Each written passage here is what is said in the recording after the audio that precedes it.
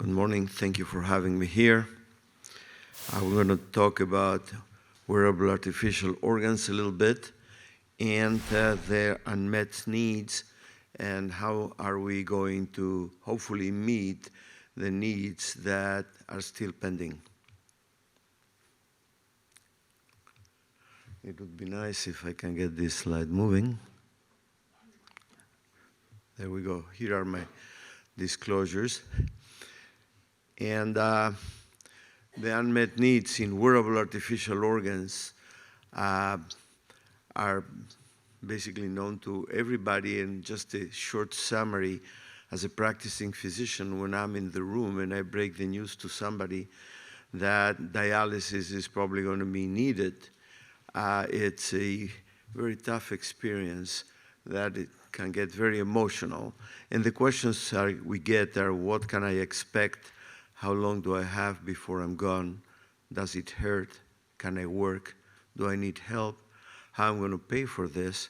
And the answers to these questions are unfortunately not very good as we are in front of a patient.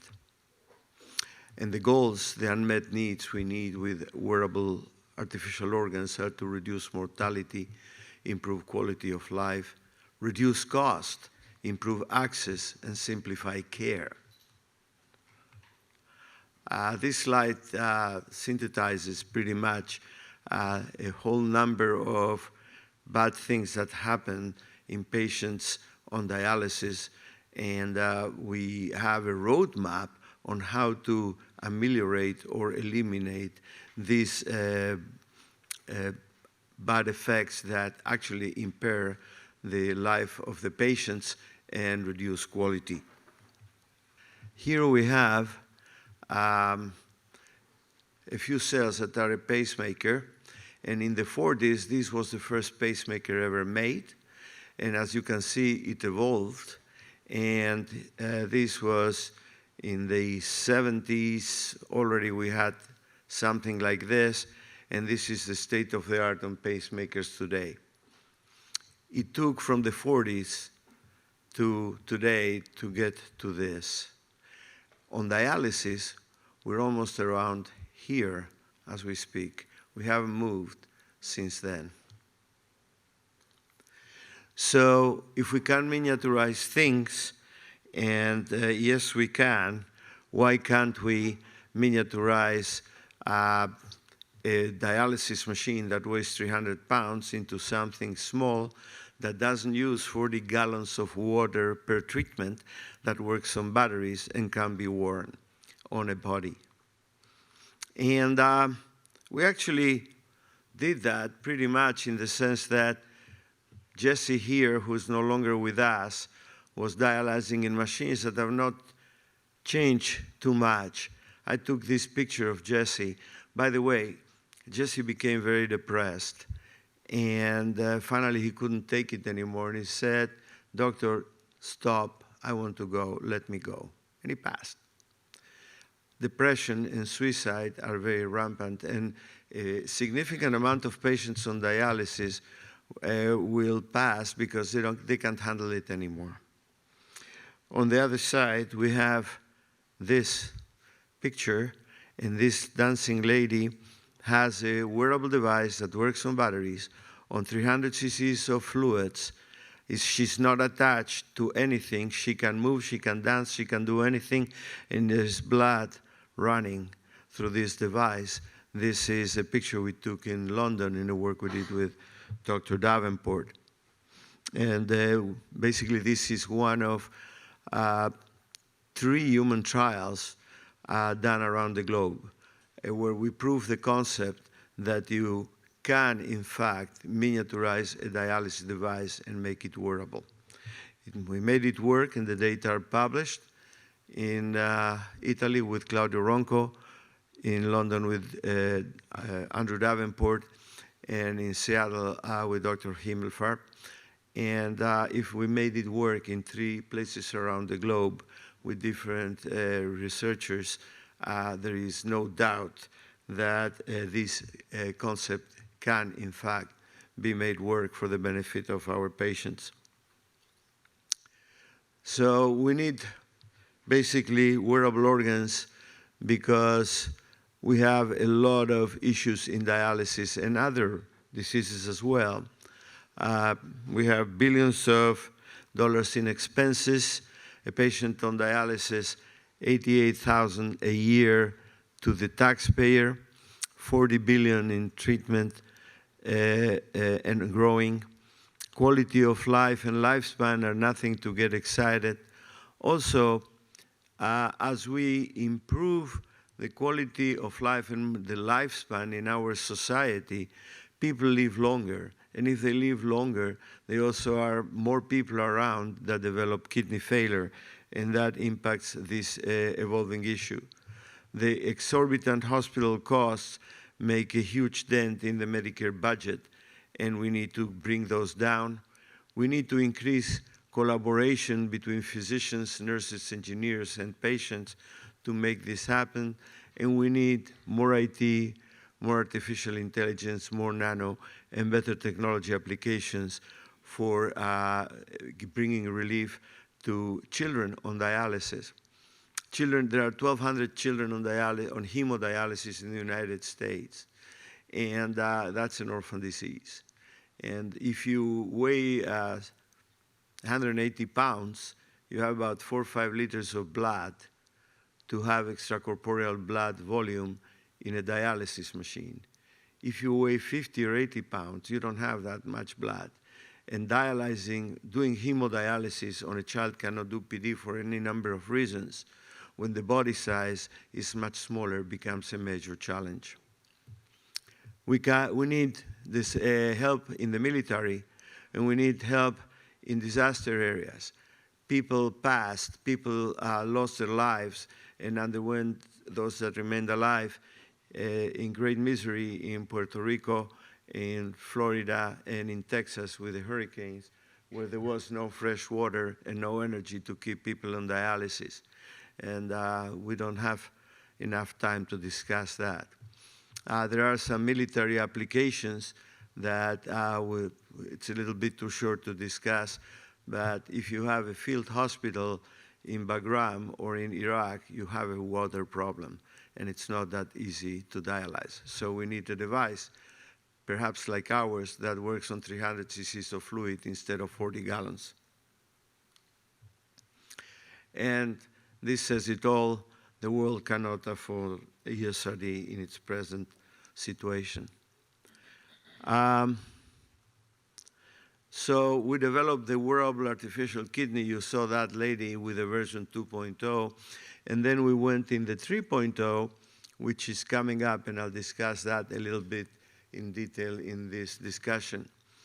The 2.0 weighed 11 pounds. And patients' preferences, and we conducted studies of the patients' preferences before and after these human trials. And patients were all very pleased, and they liked it, and I'll make some more comments on that. But what they did not like is 11 pounds was still too heavy, and was not good enough to walk around and everybody looking at that big thing that dancing lady had. So it works to prove a concept, but it still cannot go to market. And when you do trials, you learn things, and we did learn things in our last trial, including that we have some technical challenges that we had to meet in order to make this go into, hopefully, the market. And that's when we decided that the 2.0 proved the concept. It was time to leave it obsolete and go to a new model that could do things better. And here's what we did. We still think that the belt is the better place in the body to put a dialysis wearable device. And the blood circuit remained more or less the same. In red, blood comes into the device. This is a reservoir with heparin with a little pump. This is a double channel pump. One channel is for blood, pumps the blood into a small pediatric-sized dialyzer, and the blood is returned to the patient. So the blood circuit functioned relatively well, and we didn't see very many needs to change that one, at least at the present time. And then what we reasoned is, well, there are tasks that the WAC performs on 24 hours and must be performed on 24 hours. For instance, physiological removal of fluid over a 24-hour period. If you want to remove too much fluid too fast, we have cramps, we have hemodynamic issues, so it has to be continuously removed. Uremic toxins, the whole group of toxins that have been shown to be noxious, and I'll talk about it a little bit if we have time, need to be removed over 24 hours. You can't remove enough of those in 12. So we preserve that function. The one or two functions that we saw that could be done from our own data in 2 human trials, the 2 functions that both created a lot of weight and could be done in less than 12 to 24 hours. In 8, we got enough removal of urea. And also, in our device, the parts that remove urea create most of the weight. So we said if we could have a night module where the weight is not on the body because the patient is asleep, and we put those functions at night, then we remove enough urea during the night, and during the day, we continue only with those functions that we think need to be removed over 24 hours. And that gave birth to the version 3.0 that has 2 modules, a night module and a day module. During the night, the diagram here shows that you have fresh dialysate coming into the dialyzer. There are electrolyte supplements like calcium, magnesium, bicarb, and then it goes into the filter, and then it comes back, and the ultrafiltrate gets part into the bag and part into these sorbents, including the heavy ones that are here that create most of the issue. So we said if we put those for 8 hours only in a night mode, and this device can be put at the bedside or in a pillow or even on a teddy bear. Then when you're asleep, you're hooked up to this one, and the day module hooks up into this as well. What this does is allow hooking up to electricity and recharge the battery for the next day. In addition to remove urea, and our peer-reviewed data already published in 2 studies show that this device removes in 8 hours all the urea that you need to remove, creating a very good nitrogen balance maintenance. And here is the day dialysate circuit, the daily module. And the daily module has the same blood circuit, but the dialysate has only 1 cartridge to regenerate the dialysate, and it removes creatinine, it removes all the uremic toxins we want to remove. We have data on that as well. So fresh dialysate goes into the dialyzer, and then the dirty dialysate goes into 1 cartridge, not 3. It weighs much less, and this allows us to put all this not in 11 pounds, but in only 2 pounds. And that way we confer to the patient a device that can walk during the day, performing all the functions of the removal of toxins, salt, fluid in a physiological fashion. So we do away with problems such as cramps, blood pressure drops, salt restriction. This thing removes about 8 to 12, maybe 14 grams of salt a day, depending on the configuration. We tell patients to eat 2 grams a day of salt. When you tell patients you can eat 10 grams if you choose to, because we remove it, you basically change dramatically the quality of life and the freedom of the patients to choose the food that they really want to have. And our data show that, in fact, we accomplished that. So this is the version 2.0 that we did until now, and coming soon will be the 3.0. So what does it do for the patients? When you ask my grandmother, in our tradition, you came to tell her something new happened, she said, is this good for us or bad for us? Is this good for the patients or bad for the patients? So we'll dwell on that particular question. Is this good for the patients? Why and how? So I already mentioned that you need to remove fluid that does not come through the urine because there is no urine.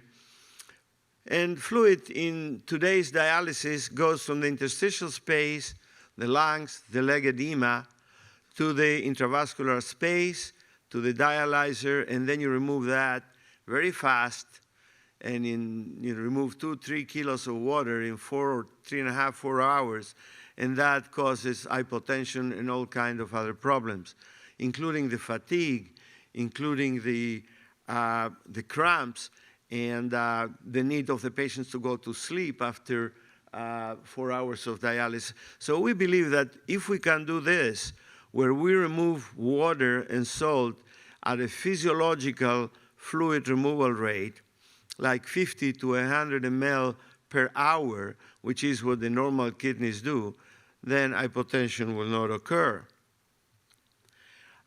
This is a slide that says that some of the uremic toxins have been shown to be toxic when they're not bound to albumin or to protein, but when they're free particles. And our microbes in the gut make some toxins that the kidneys excrete. Those toxins are swimming in the blood tied to protein, to albumin. And while they are bound, they're not toxic. And there is an equilibrium between this and this. These free molecules are what the kidney removes and excretes. We remove this on dialysis, but we remove it on 4 hours only, so we don't remove enough, because we need to give time for these bound molecules to slowly do the transit. So if you do it over 24 hours, then you will remove effectively all the removal of toxins you need to accomplish. But if you do it only for 4 hours, that's not going to happen. And by the way, this is not data from our lab, but it's been published quite a while ago, and there are many more studies on these toxins. So when we compare the clinical benefits of the wearable versus the ones on hemodialysis, so we said filtration time. If you wear it 24/7, then you're filtering the blood like the kidneys do, 24/7, 168 hours a week, not 9 to 12 hours, which is what we do today. And believe you me, that if you remove fluids and filter blood for 9 to 12 hours, some bad things happen because it's not enough time. I already discussed fluid removal. You can't remove 4 liters or 3 liters in 4 hours without having to pay a hefty price, and our patients do. I also would like to remind you what was discussed before about the high mortality of the weekend break, where we have more fluid accumulated because it was not removed in a timely fashion, and all that hopefully we would solve. Phosphorus removal. So the other day, a couple of drug reps walk into my office and say that I should be prescribing this phosphate binder or another phosphate binder. And I asked the easy question, how much does it cost? And it turns out that we taxpayers pay about $1,000 a month per patient for phosphate binders. Now, if you have 600,000 of those, times 12 a year, times 1,000, you come with about 5-6 billion a year, with a B, phosphate binders alone. This technology does away with phosphate binders. We have ample data. We published that several times, and there are other publications that show that prolonged, daily, more frequent, as long as possible dialysis actually produces normal or even low phosphate. So phosphate binders would go away, and just on this one thing, we would be saving in the United States about $5 billion a year easy. Also, you do away with the pill burden. Patients have to take 20 pills a day, 12 pills a day. It's a burden. It's not easy life. And last but not least, they can eat things that contain phosphorus, like cheesecake. Potassium. Our data show that we maintain complete homeostasis of potassium levels regardless of what patients ate. So we gave them the Coca-Cola, the mashed potatoes, anything they wanted. No hyperkalemia. So if you maintain electrolyte homeostasis and you remove the barriers, then people can have a glass of orange juice. A chronic dialysis patient that does 3 treatments a week will have a couple of glasses of orange juice and a dish of mashed potatoes and is dead from hyperkalemia. That will be gone. I already spoke about salt overload going away, and I don't need to remind this audience what that does to hypertension, heart failure, and all other problems that come with salt overload. If you ask patients what they want, besides to have their life back, in one sentence, they want their life back. Well, one of the things they also want is independence from painful insertion of needles. You can't have a wearable device with a shunt, with 2 needles held in place with a piece of adhesive tape. So we have to use a catheter. Now, catheters have their problems. I can talk about that for a while, and we deal with those. But what we also know is that there will be no more needle sticks, and patients do not like needle sticks. I never heard of anybody that celebrates having to get 2 needles in his arm. Hospitalizations, hopefully, if we do away with salt overload, there will be no pulmonary edema. There will be no extra ER visits of patients with pulmonary edema on a Sunday night. We can reduce the amount of surgeries, we can reduce the amount of heart attacks, and there's going to be, basically, this device that we're talking about will create a need for a lot of clinical research to evaluate the effects of this treatment on actual clinical impact on the way people live.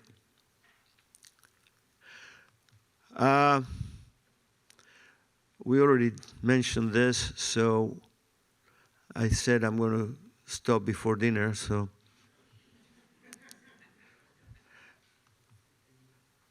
This was the first trials. I'll show you some pictures of how this went on. This was the first trial. We didn't have problems with consent on this particular patient.